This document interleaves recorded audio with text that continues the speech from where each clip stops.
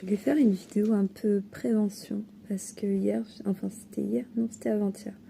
Avant-hier j'ai assisté à un accident en fait. C'est un homme qui ne regardait pas devant lui et qui s'est pris la queue du bus comme on dit, ou le fond du bus dans la tête. Donc l'homme est tombé raide devant moi. J'étais en train de rentrer de l'école avec mon fils. C'est vrai que mon fils, du coup, il était un peu en choc, hein. C'est vrai, c'est assez choquant déjà pour un enfant. Donc, je vois l'homme qui tombe, je vois son crâne, du sang qui coule. Ça coulait de sa bouche aussi. Ça coulait vraiment sur tout son visage, mais vraiment, ça avait fait des marques. Vous voyez, c'était pas juste une égratignure, quelque chose, c'était vraiment un gros choc. L'homme, j'appelle tout de suite l'ambulance. Et d'autres gens sont autour de moi, donc tout va bien.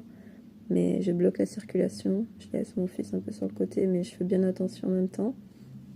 J'appelle l'ambulance, donc bon à retenir, en tout cas en Belgique c'est le 112. Retenez parce que sur le coup, moi j'allais appeler le 118, mais je crois que c'est en France. Et un peu en panique, donc je commence à chercher le numéro de l'ambulance parce qu'évidemment c'est pas le... Enfin, moi en tout cas c'était pas quelque chose que j'avais retenu parce que je ne pensais jamais que ça allait m'arriver, mais en même temps on ne pense jamais que ça va nous arriver ce genre de choses.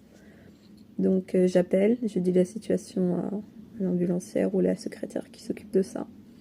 Je lui dis que l'homme, elle me dit est-ce qu'il est conscient? Je lui dis je ne sais pas, il a la respiration qui se fait mais un peu saccadée. Et il a les yeux fermés, il ne bouge pas, il tremblote un peu, il a les jambes croisées, il y a du liquide qui a coulé, donc il avait eu évidemment par peur, hein, tout ça. Ou alors un autre disait que c'était une de ses bières qui s'était cassée, je ne sais pas. J'ai pas fait attention, c'est pas ça qui me préoccupait vraiment. Donc j'étais un peu choquée. Après, il commence un peu à reprendre conscience. Un camion s'arrête et le monsieur dit qu'il est ambulancier civil. Donc il prend un peu le relais. Il me dit de dire à la dame qu'un ambulancier civil est là. Sauf que la dame ne me laisse pas en placer une. Moi j'étais totalement paniquée à essayer de lui expliquer où c'était l'endroit, etc.